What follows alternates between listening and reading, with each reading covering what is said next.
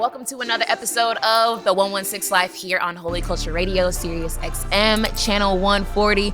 Man, happy holidays to you and yours. If I can finally say that, you know, because I feel like the holidays are creeping in. And I don't know, man, it feels like October just came and went, and like we're here. It's like Happy New Year already, you know. But you know, it's Meah Evans here checking in with the great, very, very great Ace Harris. What's going on, Ace? I'm chilling. Good to be here. You're right about October kind of just flying by. Bro, yeah. I feel like this has been the quickest year ever. I don't know. It feels like it's getting quicker and quicker. I'm like, Naja loves those very lame Hallmark movies. Why you call them very lame? All right, sorry. Very like cheeky Hallmark movies. They speak to the season. Yeah. But speaking to the season, why are you gonna have? How you skip like October and November, Thanksgiving episodes, you going straight to Christmas? It's like they do Christmas episodes like mid-October. Because you gotta get it. I mean, listen, Mariah Carey is thawing out right now. My God, you know what I'm saying? So we're already ready for the holiday season. Listen, we have a great episode this week with an amazing artist. One thing that we always talk about is just the rise of Christian R&B, and I love that our platform is able to bring artists who are contributing to that. And we have an artist who is doing just that. We have Kennis Clark on this week's episode. Kennis, what's up, y'all? How are you feeling, bro? I am just blessed. I'm blessed, man. God is just amazing. Ain't he clean, y'all? Yes, he He real clean. My boy too clean, bro. Clean, Jacket, man. Clean in the dirty, shoes, you know what I'm saying? pants. No, man, you are dressed for the occasion, and thank you for being here. So talk to us, man. How has life been treating you? Just talk to us about this season of life you're just in right now. Oh man, you mentioned it. The year is going by very fast. Like it's like Godspeed. I'm like, Lord, just give me the endurance to keep up with what you're doing. Yeah. You know what I mean? But it's been a blessing. So you know, as you know, last Friday I just released the album Chemistry. Yeah, man. Which is like I've been working on this project for all year. You know, the whole year, and it's been an amazing experience. But you know, the enemy he been trying me. You know, this year, but I just been being rooted in God and what He's doing, and trying to make sure I just keep my eyes focused on Him and everything. So. Yeah, you said being rooted in God in the midst of like the enemy trying you. What does that look like? What did that look like for you? Well, I mean, in the you know, when you're in the storm, right, or things are happening, right, like you can focus on everything around you, right, or you can focus on God. You know, like when Peter walked on the water. You know what I mean? Like, look, he said, keep your eyes fixed on me, right? Keep looking around. You keep kind of, you know, getting anxiety and getting anxious. It's like, no, look at God. You know, follow Him. Keep your eyes fixed, and you know he got you. He's done it many times in my life before, so it's like, why am I gonna act different this season? Yeah. So you know, it was somewhat of that, you know, and I'm seeing the benefits from keeping my eyes fixed and staying focused. Yeah, man. Yeah. We were talking about the holidays coming around and everything going by quick. Are there any like holidays you're looking forward to, traditions or things like that? We're approaching the most wonderful time of year, Thanksgiving, all that. Talk about that. So Christmas is my thing. Yeah. Like, Christmas. I like Christmas. My family, we grew up really like diving into Christmas and loving just like the season, the hot chocolate, you know, the sweets, the gift giving, you know, all of that. So I'm looking forward to Christmas. So I'm from New York. So we are going to be going back to New York. Okay. Cold. Yeah, it's going to be cold. It's going to be cool. We're going to go back and chill with some family and kind of just reconnect. But What Christmas part of New is York? always. So I'm from Long Island, New York. Okay. Roosevelt, Long Island, New York. Not too far from Queens. See, they think like Long Island is like, you know what I'm saying? Like, look, man, we part of the boroughs too, Yeah, y'all. right. Don't be trying to front on us. They like, if you're not from Brooklyn, You're or not it's from like, Brooklyn, nah. Like, Yeah. Long Island. Long Island has a reputation. It's got some, it's like New York type of energy. I feel like people, I don't view it as like separate from like the boroughs. It's kind of like an extension to me. You know. See, when I say I'm from Long Island, they're like, "Oh, you go to the Hamptons? You in the Hamptons?" Oh, I'm no, like, no. "It ain't the Hamptons, man." It could be. Yeah. But that's why I was born and raised in The Long accent Island. is strong, y'all. I ain't gonna lie. The New York accent is live. It's heavy. It's heavy. Hot dog, coffee. You know what I'm saying? I heard all of that. I heard all of that when you were saying all that, man. But I want to talk about just your career, man. I think we're going to talk about the album and music and things like that. But I'm curious to just know where you got your start in music. Like, did you think that everything that you're doing now, that it would have came to be this, you being an artist, and all of anything music related? I would say not to this degree in regards to faith-based music. So I didn't grow up in like a traditional Christian home, right? My mom, she knew the Lord and she would sow seeds. But after a certain time, she kind of drew back and allowed us to kind of figure things out on our own. So if we ever came, into any issues or we need to speak to her, she always referenced the Bible. She always referenced what God said, and she really promoted prayer. But we in the streets, man. We try to figure things out on our own. So with that being said, there was a long period of time where I didn't have any structure in regards to like Christian structure. Like I knew what was right and wrong, but I kind of had to maneuver and navigate a few things on my own. I would say there was a time where I did start to, I'll say about like 18, 19, 20, I did start to get a bit more curious about God. And, there was a local church that I started going to. I was trying to like sing with the praise team and things like that. But at that time, it was one of those things to where, I wasn't really received because I didn't grow up in it. Oh, so it was kind of like, oh, this guy, he got tattooed, earrings, that whole thing. And then from that, I kind of went on like this, I don't need to go to church. I don't need to pray like that. My relationship with God is my relationship with God. There's no accountability, but it says faith comes by hearing and hearing of the word of God. So it's like, I wasn't hearing no word of God. You know what I'm saying? So it was like, where is my faith actually coming from? So it was a long stretch of that. And so I've always done music. I've always loved to create raps and things like that growing up. And, when I was in high school, I started venturing out more into like singing and learning my voice and all of that. So for me not being in a traditional Christian home, obviously, my music was, I'm talking about the ladies, I'm talking about all the stuff, trying to be Trey Songz out here. You're trying to be Trey Songz now. I was brother, you want to model. I was on all of that stuff, I'm nothing against them, but as I got older and as my life started to change and evolve, there was a certain message I wanted to put in the music. So I had the opportunity to go to California for a little while. That was off the premise of a group. I was in a group at one point, and we were supposed to, do big things and all this stuff. The group broke up, ended up being solo. Same thing. I'm, trying to be, one of those guys, those R&B guys, and, had some opportunities to work with some really, really dope people, producers and things like that. And I had a deal lined up, but it fell through. So I was just in LA, not really knowing what's happening, life all crazy. And it was just like, all right, Lord, what's going on? So there was one day where a friend of mine, he actually played the drums, and he asked me for a ride to church that day. And I'm like, okay, cool. I'll take you to church. And, I always say this story because he wanted me to take him to church, but I know he's going to need a ride back home. So I'm like, let me go ahead and just stay. And that day, that's when God changed my heart. And it was that pruning process of understanding where I was, what I needed to do, where I needed to be. And that's what started the journey into kind of converting the music that I was always focused and, driven to do. And it kind of changed. It said, let me make music that has more of a message, because my life was changing. So any outlet or anything that was coming out of me also had to change. So I'm giving y'all a real mini version of because what's I got happening. questions. Yeah, I got sure. a lot of questions. Man, you go. Did you say you went to California for the deal, or is that? Yeah. So when I was in New York, again, just me growing and working on music, I got with a group, and from that group, we ended up having some opportunities to go to work in California. Okay. So around 2014, that's when we left to go to Cali. So you leave cross country. Yeah, I drove to pursue your dream.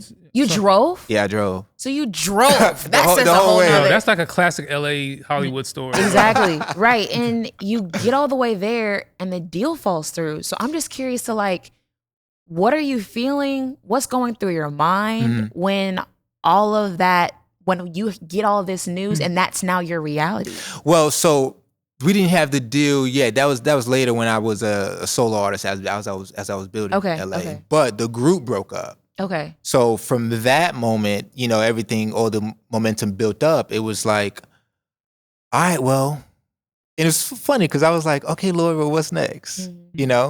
So and it was really heartbreaking to have built with that group to get to California, and then the group actually disbanded because we had some really great music. So it was just like, okay, well, I'm gonna pick up the pieces, you know. And it was a few weeks I didn't have a place to stay. I was homeless, living in the car, you know, renting out motels, money running out. Like, so one of the other members, we ended up like just saying, hey man, let's be a duo. And we formed another group. That other group started to get success, and then that broke up too. That group disbanded as well. So then it was solo, and then it was like, okay, let me keep working. And then that's when the possible deal happened, and you know, things fell apart. So it was always like heartbreak or disappointment, but I was always further along or closer to, I guess, what God was calling me to do in some sense. That makes sense to you? Yeah. Did you feel like in hindsight, like God was essentially preparing you for what was going to happen? Like, did you have the sense of future thinking to appreciate it then? Or were you like, man, this is terrible, what has happened? Like, were you in despair, or was there glimmers of hope during those letdowns? Well, there were moments when I was in despair, but I've always been just excited about doing music and excited about just being creative. So it'll be moments and times where I was, you know, in that moment or in those feelings, but it was always like, keep going, just like keep going. And even though it's interesting, because even though the message wasn't always positive, or what I was putting out in these songs wasn't always like the stuff that you could play for your grandmama, it was always like this feeling to me like, I'm still gonna open these, like God's still gonna open the door in some interesting way. It was like he created this little path, like, okay, you're gonna go here, you're gonna go here, you're gonna go here. This is gonna turn to this, this is gonna turn to this, this is gonna turn to this. And then right when you least expect it, this is gonna turn to this now. And then now it's another trajectory of a different story, different details.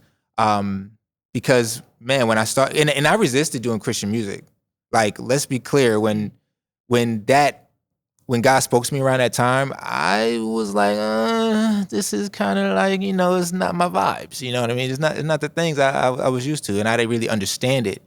But as my heart changed and it started to grow, it's like, you know what? There's a place for me to be able to, you know, share what God's given me and it to make impact. You know, and not doing it like anyone else, but do it the way God's called me to do it. You know. What did it look like finding your own identity doing that? It took time, because again, I didn't grow up in a traditional like Christian home. So anything gospel-esque, you know, like I'm like, I don't got those vocals. I don't got, you know, I don't have that story, or I don't know what they're really, you know, talking about. So I was discouraged because I was like, I'm not gonna be received. No one's gonna receive what I do there. And then it's not as worldly or secular, so they're not gonna receive it either. So it was this weird place, you know. I was also experimenting with sounds. You know, I was also like diving deep into like pop and EDM. So it was also like that factor of, all right, like, are the folks you grew up with, are they going to appreciate this type of music? Or are you looking for another, like, you know, market or like another sound? It took some time to figure that out, you know, but I was always open to just being creative in whatever that looked like, you know? Yeah. Listen, we want to dive more into that, just like your childhood, your upbringing. Yeah. And I'm even curious to know some of your R&B influences, what those were like growing up. We're going to talk more about that here on the 116 Live, here on Holy Culture Radio, Sirius XM Channel 140. Ace Harris, Meah Evans here with Kennis Clark. We'll be right back. Welcome back, y'all. This is the 116 Live Holy Culture Radio, Sirius XM Channel 140. I'm here with Meah Evans, Kennis Clark, and we were just kind of joking on the break about like LA being coined as like La La Land. I mean, I've seen friends that were literally left their jobs to go to LA to write with a major artist, only to write during the session, deliver the songs, and the major artist tell them, I don't like anything. And this person had to like quit their job to make it out there. And they end up staying in LA for like 2 or 3 months, kind of couch hopping. Talk about the La La Land. Like, did you experience, I know you had to like, you know, it was like disappointment after disappointment. Talk about how that La La Land like fog that you were in or that you were around felt. You know what I'm saying? Yeah, I'll dive a little bit into that. So Don't get me wrong, right? So LA is a great place. I mean, in terms of, it's very scenic. It's beautiful. The weather's great. There's a lot of opportunity out there. But where there's a lot of opportunity, you also got to watch out for the snakes or the people around that kind of like harp on people seeking opportunity. So I'd say it's very appealing to the eye, and it's like you can get caught in this like, this facade of like success, or this like, what they say, Hollywood, quote unquote Hollywood. You get this, if you're there to, I feel like if you're not grounded in something, you can drift, and that can become your life, where it's just all about how things look and the optics of things. You know what I mean? And there's people that move and they're not always authentic. Again, they're preying on your passion in a sense. So you have a lot of that going on, especially in the music industry, because we all know what comes with the music industry. So if you're not grounded or rooted, you can get caught into all that stuff. And for me, in my story, I'd say I did get caught into some of that stuff. Even when it comes to things I would compromise about who I should be and what I should be doing. From the types of events I'd be at, clubs, things like that, women, drug abuse and stuff like that, just doing things I shouldn't be doing. So I always feel like, even though, the music I was creating sound amazing sonically, right? The message was screwed up because I wasn't really grounded on anything that was going to bring anybody any inspiration or anything positive. And if I got the success that I sought out there in LA with the way my heart and the way I was, I wouldn't be where I am today. Where would you be?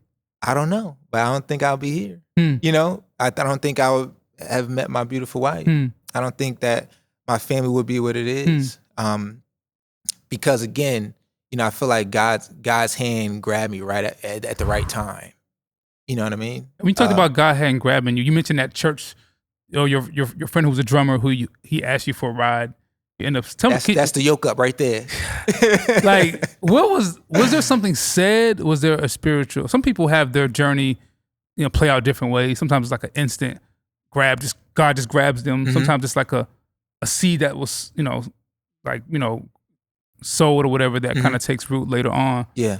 What was that moment like in that church that you feel like you were yoked up? Was it something said, something you seen? Talk about that experience. Well, I'll say this. So leading up, months leading up, when the group disbanded, the member that disbanded, who didn't want to be in the 2-man group anymore, he wanted to go Christian. He was like, "Yo, I want to do Christian music." So we had a meeting, and the manager was like, "Kennis, your mom taught you a little something about church. Like, why don't y'all be a Christian group?" And at the time, I was like, "Man, I'm not doing that." Right. So that was one of the first things that happened. Okay. Then I remember, like, I was talking to my mom about like how everything was going down, and she was just like, "You need to pray and ask God to guide you, and He will guide you. But right now you need to really, really be tapping into God and His Word." And I was like, "Well, Mom, okay, yeah, I'm gonna pray, whatever." And then so again, I was doing music in these sessions, and there was certain songs that were coming out, and I'm like, sounds dope, but like, what do I talk about in this song?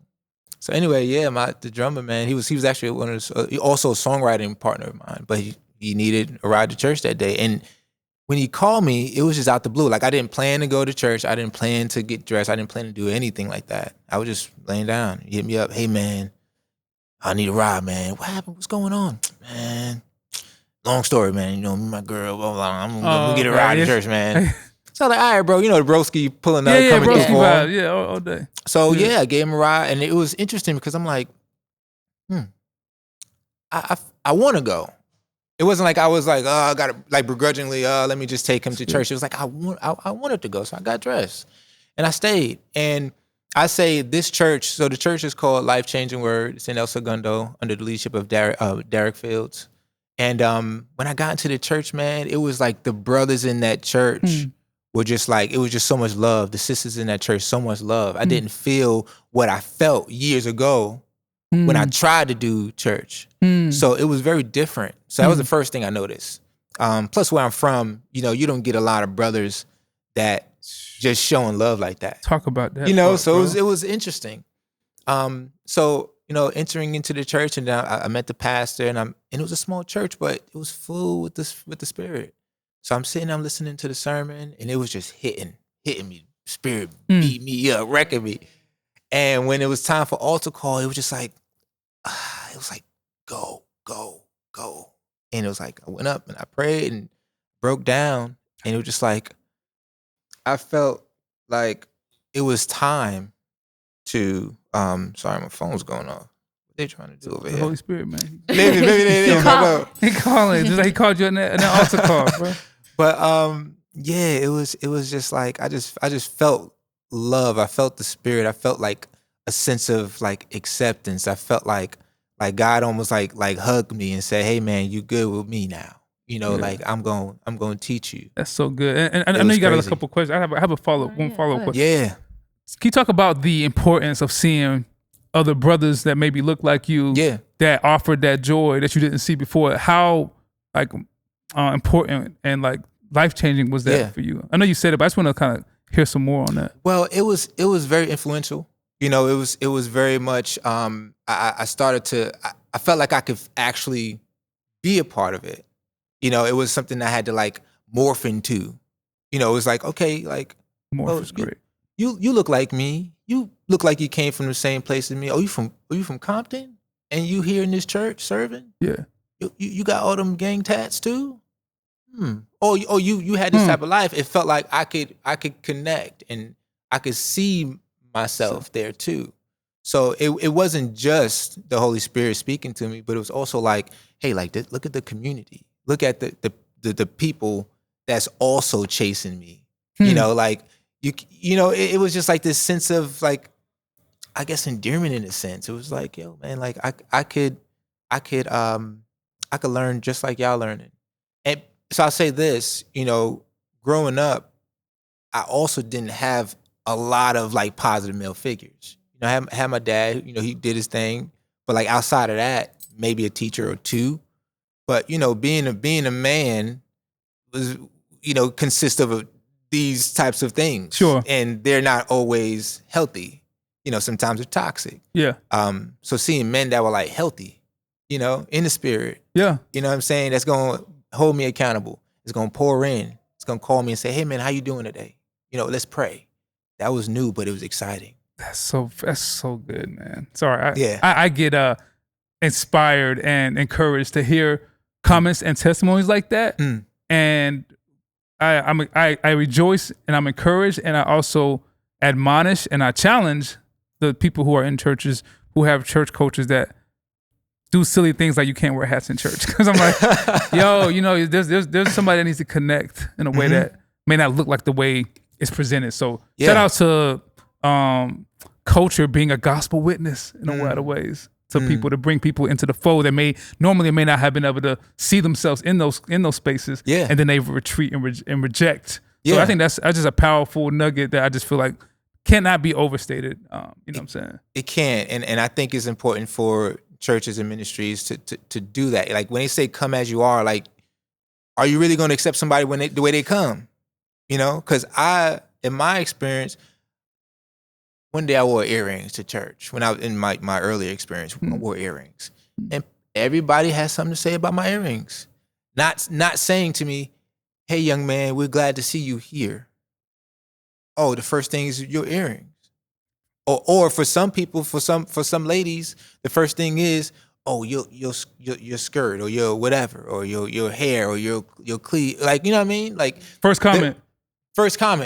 Not saying, hey, it's good to see you here. Like let's reach you first before we start trying to teach you stuff. Yeah. Because everyone's walk is different. Everyone's sense of understanding and growth looks different. So, you can't expect somebody who's 20 years old to get and understand what you understand at like 45. Facts. So anyway, I'm sorry. Nah, I'm that's going to go good. off on that a was little a rant bar. there. You I think said- people, yeah, sorry. Yeah, no, I was just gonna say that stuck out to me. You saying we gotta reach you before we can really teach you. You know what I'm saying? We gotta hold you before we can mold you. You know what I'm saying? Hold you So before you mold you. that speaks so well. So I'm curious to know what, after that moment, the altar call moment, what did life look like for you musically? What did it even look like for you spiritually, even after that? So after that moment, obviously they take you to the side to get your information. Signed They up. say, okay, you go to join this prayer, Give you some this resources. morning prayer. Yeah, they would. But the thing is, I love that they do that because guess what? They are trying to set a new normal for you. They're trying to really help you to get acclimated into what it looks like to be a believer. So if a church doesn't do that, it's kind of like, all right, well, you just leave me to the wolves to figure it out myself. But if a church is like, yo, look, give me your number, we're going to talk. I'm going to have some conversations with you. And the pastor was one who connected with me, like, hey, give me your number, we're going to talk.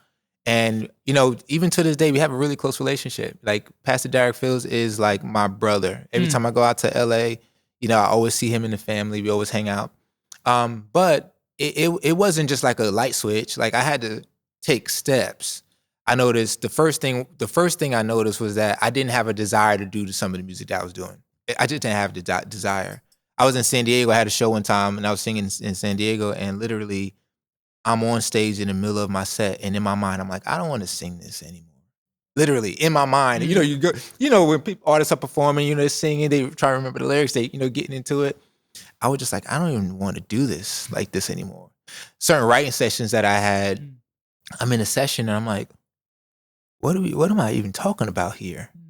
And then another thing was that pastor found out that I did music and that I sang. So he would always try to like encourage me to come and sing. And it was one time, so Saturday I hosted a club in Hollywood, and I was up until like 4. I go to church because I would always still try to go to catch worship. If I miss worship, I'm gonna go for the word. And this time I'm coming and it's still worship, and I'm in the back, and pastor comes up to me. It's like, Kennis, come here. It's like, look, because he would sit in the back and watch everything. That was his thing. He would watch it because I guess he was like watching the spirit and see how things are moving before he would come up and preach. And he was like, the spirit's telling me you got a song on your heart, and I want you to come and sing it. Whoa. I'm gonna call you up and I want you to sing. And I had a song in my mind, you know what I'm saying? But it was like, I ain't ready to sing this song. I just came from turning up. We talking about. My voice was all crazy. I said, Pastor, it ain't working out for me right now. And he looked me square in my eyes. He said, so you telling me that the gift God gave you, you're not gonna give back to him? Even if it sounds terrible, you're not gonna sing for God? And a part of it felt like he was trying to guilt trip me, like, you need to go up there and sing. But another part was like, if God didn't give me this, I wouldn't have it. If God didn't give me I wouldn't have it. So I said, okay, Pastor, I went up there. I sound like a cat screeching. It was terrible. But it ignited a heart in me. You know what I mean? So now it was like a different reason to sing. Not because I'm just trying to be cool and try to get the girls, ladies or whatever, or try to be that guy. It was like, I'm actually using this gift to glorify like the Lord. So yeah, and that started. Then he asked me to be on the praise team, and I started to learn about worship. And right around that time, that's when like even the other brothers were like, yo, man, you should do Christian music, man. You know about Lecrae? You know what I'm saying? You know about about Andy Mineo? And I was like, I know those guys, They would do dope music, but again, I was still trying to learn, like, how do you praise God on something that seemed so like worldly or secular? I was trying to learn what that was. And over time, it was like, nah, these guys are doing it the way God called them to do it. And like, they're actually reaching more people this way. They're reaching the youth. They're reaching people who need to hear the message chopped up like this. So I remember it was one day I was praying. I was like, Lord, like, there's no deal. Like, I don't know what I'm doing with any of the music that I'm doing. Songs that I wrote, we were trying to shop them to other artists. It was just like, what's happening, Lord? What do you want me to do? And God was like, you're going to do it how I called you to do it. you know, and when you do the music, you're going to bring people to me. And I was like, okay, Lord. And then he downloaded this idea in my spirit one day driving back from work, and AWOL just popped up. AWOL. I was like, AWOL. So you know AWOL going, you know, you go AWOL in formation, like you buck wild, you're out of here, you know, you leave something that seems to be familiar. And I was like, AWOL. And then something else came, another way of living. It's like, that's nice. What does this mean? And it what it meant to me was, look, I'm going to be going away from what you think is to be normal to what Christian music is going to sound like, faith-based music, positive music is going to sound like. And I'm also going to do the way God's called me to do it. And it's also going to have the message of living another way. Like there's another way to live, y'all. That's you good. know? And so, you know, from there I started working on this project called AWOL. And I remember I finished it, and I was also still growing in faith. So, you know, when you first start doing things, you know, it could come across a certain way. So I remember I was still growing in faith, and I was still learning. So when I stopped and I listened back to the project once it was done, there was some things I needed to like change. And I told the producers, I said, yo, we gotta scrap this whole thing. We gotta do it again. They were like, all right, bro, let's do it. If God's calling you to do this, then we're with you. And we did that project, and AWOL came out in 2017, my first EP as like a Christian or faith-based artist. And you know what? It didn't run up the numbers. It didn't get 1 million streams, but everybody who heard that project was inspired because I was authentic to what God was doing in me. I took risks and chances in the sound. I poured in what God was giving me. I was true to it. And, you know, to this day, that project really, really inspired some people. And that's what signified to me, like, okay, this is where you need to be. It's the right place. Man, oh, that was so good. I'm so happy that we dove into that, because I think that's a great catalyst for where we're going to dive into where you are now with the new project with Chemistry. And we're going to talk more about it here on the 116 Life, here on Holy Culture Radio, Sirius XM Channel 140. We'll be right back. And we're back here on the 116 Live here on Holy Culture Radio, Sirius XM, Channel 140. Ace Harris, Meah Evans here talking with Kennis Clark, man, talking about so many different things. Okay, so you talked about AWOL. You said 2017. Mm-hmm. And then we're here with Chemistry. Yeah. And then I remember us talking on the red carpet at Dove's where so it's been 7 years. Yeah. If my math is correct, that's about the last time you dropped AWOL, right? Mm-hmm. So just talk about... I'm curious to know, before we get to the project, I'm curious to, did you mean to take a break? Did life just happen? I mean, can you fill in the gap for us? Like what happened between AWOL to Chemistry? Yeah. So, when I dropped AWOL, I was still in LA. But there was this feeling that it was like Spirit was telling me that, you know, you need to leave LA. It's time to get out of LA. So, you know, God coordinated and organized things where it was like, okay, well, where, right? Where? So that year, the management team I was with, they was like, we think you might need to go to like Atlanta, you know, for the type of music you might be doing. Because, you know, we got the Bible Belt down here and all of that. So I was like, okay, I guess. Just like, yeah, I think we might go to Atlanta. Then another thing happened, which was actually really good. I met my wife virtually. And like, she's in Atlanta too. And, you know, so we built out for a year-long distance, but I was like, okay, Atlanta. So I prayed and fasted about it. I was like, all right, Lord, you know, what you telling me? And it was like, there were people and resources, and there was just, roads would just lead into Atlanta. So then I went to this one worship service, and pastor pointed me out, prophesied over me. And I didn't tell anybody anything about what was happening in my life. Calls me up and said, you got a big move coming up soon, don't you? That you're thinking about. Well, God is telling me to tell you that there's provision, everything's set up for you. Say yes and go. And that was my confirmation. So I started to set up to go to Atlanta. So this is like 2018, 19. I get to Atlanta, was able to settle in, no issues. Like I had everything I needed. There was that provision. I was able to lock it with which was my girl at the time, but locking with my now wife for about 7 months. I got acclimated into some of the church community here, and it started to feel like things started to come together. Then the pandemic hit, and then it was like, okay, navigating how that looked. So I've always I still released singles. I had opportunities to work with like Juice TV from TBN, like the Chad Hortons from like Rapzilla. I met Doc Watson in that process, and was still able to release songs and be creative. I would write and work with other artists. I would feature on tracks.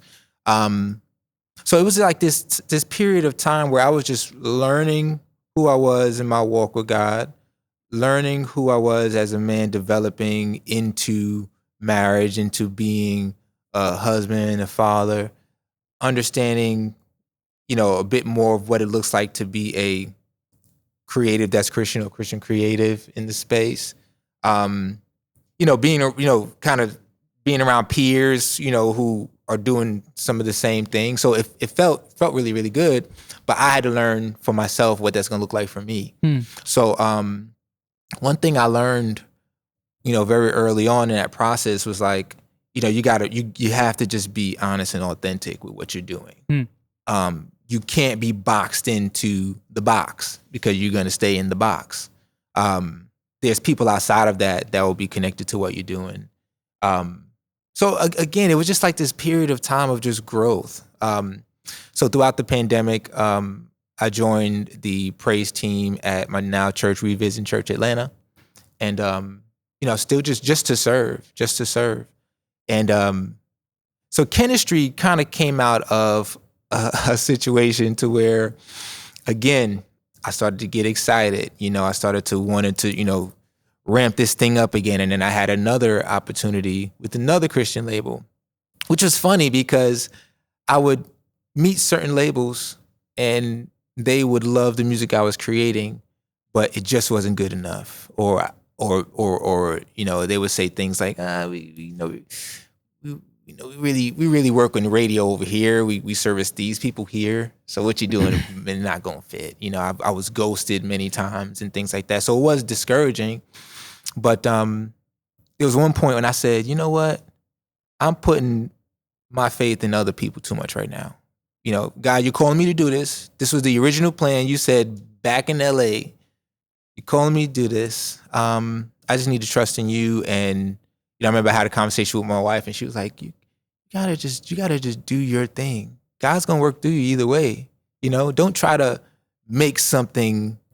Don't try to do this and try to make it something else. Like, no, like this is what you are. This God, what God created you to be. So operate that way. So then it was like, okay, let me start being a bit more, honest in what I'm doing. Let me start to work with the guys that want to invest in me. Let me be able to provide them value. Let me just build a relationship. And, through that, the project started to kind of morph on its own. So I work with, I don't know if you guys know, there's a gentleman, I call him, his name is K-Mo Shamal. Yeah. He's been pinnacle in helping me to create the music. We're on a team called Free Spirit Mavericks. My wife has been pinnacle in that too. Her pen is on a lot of the music as well. So it was just like, man, God is already providing these resources. There's people, who have been willing to just help, like Doc Watson, from RMG. Like shout out Doc Watson. Like he's just always in my corner, no matter what's happening. So I took that like, okay, I think it's time to now share pieces of my story, pieces of my life into a cohesive project for people to be inspired and connect to. And I want it to be as real as it can be in this season. I want the sound to be something like that, something no one has ever heard before. And I want to work with people that love God and understand the mission and what I'm trying to do. Because Chemistry is is really the pieces of my life in a chronological order where I'm understanding. I'm like who I am. I'm understanding what God is doing. I'm understanding how he's operating. He's doing all these things. Like even if I go through the track list, like the first song is Welcome. You know, it's me being open. Hey, welcome to what God is doing in my life. Take a look. Authenticity, you know, self-realization. Like, okay, like having these real moments and conversations with God, alive, you know, the doubt, the questions, you know, what's happening in my life? Things ain't going the way I want them to go. Wait a minute. God's like, hold on, chill. I got you. I'm with you. Right. You know, clean. Okay, Lord, you moving me around. I'm declaring to be, you know, clean, even though I'm living clean in the dirty. You know what I mean? Yeah. After clean, you know, love me or not. Love story, meeting your wife. You know, some of that there. Blow my mind how God's just blessing me. You know, again, this is just the order of how things are going. You know, confidence. After you blow my mind, you know, when God does something big in your life, like you walk around different. You know, you just For like, sure. I got some confidence now. For You know, sure. God, because I know God's with me because what He showed me. And then for the good, everything that happened is for the good. Good, absolutely. You know what I mean? So it was. It's been a blessing to work on this project, and it's really just, you know, a snapshot of a certain season in my life, and I've just been really blessed and grateful to share it. That's good, man. You said something that really spoke to me. I'm very big on authenticity. I just think it's just, I don't know, it's something about it that I just naturally just gravitate to in so many different areas, and that stood out to me when you said that. Just talk about why authenticity is important as an artist, as a storyteller, just because we very much so, especially in Atlanta, a big flex culture, and even also fake it till you make it culture, where it's like, you know, if I'm not there, you know, let me at least make it look like it. You know what I'm saying? So, but there's something powerful, not even just artistry in itself, but even our faith in general, just about just talking about where you're at, your perspective of things. Talk about just the benefits that happened to you when you became more authentic, and why you feel like just creatives should just be more authentic in their art. I think it's that reality that we're all humans, and we all have and cycle through a plethora of emotions, a plethora of situations, a plethora of life experiences, and in my experience, you know, you couldn't really be honest about some of those things in the faith-based community. Like you're supposed to have it together all the time because God is with you. It's almost like God's with you, so you should be good. Like, but you got God though, so why you depressed? But you got the God. You blanket everything with just blanket everything with the fact that you're just a believer, so you shouldn't go through trials, or you shouldn't be able to feel those things. You know, Jesus didn't want to be sacrificed. He didn't want to be crucified. Like Jesus was like, yo, Lord, can you take this cup? Is there something else we could do? Because I don't want to do this. He felt human emotions. So what makes you think that we don't feel human emotions? So being authentic is sharing that human experience as a believer. And I think a lot of times we just stay in this one little pocket. Like we're only supposed to feel these things, and this is the only resolution, right? And God is the only resolution in all ways, but He also provides other resolutions. Like for instance, like what's a big taboo in the church now? Like when the church, like mental health, right? Yeah. People talk about that. Like you can be really going through some things, and for some people, coming to church and hearing the word is good, but they also need a little bit of counseling and therapy, you know? 1,000. So for me, being authentic, even that song, these are just like honest thoughts to God, you know, honest conversation. Yeah. You know, I said something in one of my verses. I said, they got something to say talking like politicians. Just hit my mid-30s running out of missions. Take a look at the church, we running out of Christians. I'm running out of faith, but at least there's a difference. They said, if you got to get it, then get it yourself. Every night I closed my eyes and envisioned the wealth. Then I opened them to see that it was always me, standing between who I am and what I'm supposed to be. Crash, that mirror broke. Just give me another 7, man. I feel like transgressions is all I'm supposed to know. That's why I'm supposed to grow. In ignorance is bliss, stealing poison to overshadow the antidote. Whoa, shout out to the GOAT, who's also a lamb. Cause I know that he know it's hard being a man. I ain't weak, I just thought it cause I meant it. Then I said it cause I'm trying to be authentic. I wrote that verse 3 a.m., 4 a.m. one night. And it was like just an honest thought to God. Cause there was a moment where I needed to be authentic to God. I needed to come at him with the real. The real, yeah. I'm not like, Lord, thou art in heaven. No, Lord, Father God, this is what's happening. Why are you doing this? Why is this going on? Yeah. Why am I heartbroken? Why am I confused? So that's great, man. Yeah, I just wanted to just drop that there because, being authentic is something that's needed. Sometimes, it comes with penalty because, sometimes people are not ready for it. Yeah. So I just pray and ask God that the people of God will continue to be honest and true in their walks and be real so that way they can connect with other people so they can do the same thing so we don't have to put on when we go to church or put on when we in front of community. Just be. You know what I mean? So, and God knows God, like you said in that verse, God knows what it's like to be a man and to be human. I think that can't be said enough. We talked about that in the last episode. So shout out to you for, making art that speaks to that and reminding all of us the power of authenticity, the power of God's relatability and being a human who walked the earth off so his divine nature gave us a hope that we can't grasp yet in this life, but we will. Yeah. And hopefully that gives us the engine to keep going. So yeah, shout out to you, man. Yeah. Thank you, man. God bless, bro. Man, listen, thank you so much, Kennis, for being on this episode. Before we go, is there anything else you want to leave with our listeners where they can find you? Just anything you want to end off with? Yeah. I say you guys can find me at Kennis Clark. So that's KennisClark on all platforms. Go ahead and get your copy of Chemistry. If you can, you're going to love it. If you love R&B music.